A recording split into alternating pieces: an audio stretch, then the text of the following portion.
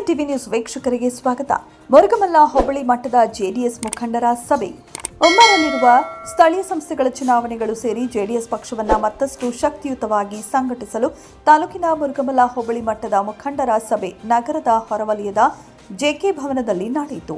ಈ ವೇಳೆ ಜೆಡಿಎಸ್ ಪಕ್ಷದ ಕೋರ್ ಕಮಿಟಿ ರಾಜ್ಯಾಧ್ಯಕ್ಷ ಮಾಜಿ ಶಾಸಕ ಜೆಕೆ ಕೃಷ್ಣಾರೆಡ್ಡಿ ನೇತೃತ್ವದಲ್ಲಿ ನಡೆದ ಸಭೆಯಲ್ಲಿ ಪಕ್ಷದ ಸಂಘಟನೆಯನ್ನ ಮತ್ತಷ್ಟು ಬಲಪಡಿಸಲು ಕೈಗೊಳ್ಳಬೇಕಾದ ಕಾರ್ಯತಂತ್ರಗಳ ಕುರಿತು ಮುಖಂಡರು ಹಾಗೂ ಕಾರ್ಯಕರ್ತರಿಂದ ಸಲಹೆ ಸೂಚನೆಗಳನ್ನು ಪಡೆಯಲಾಯಿತು.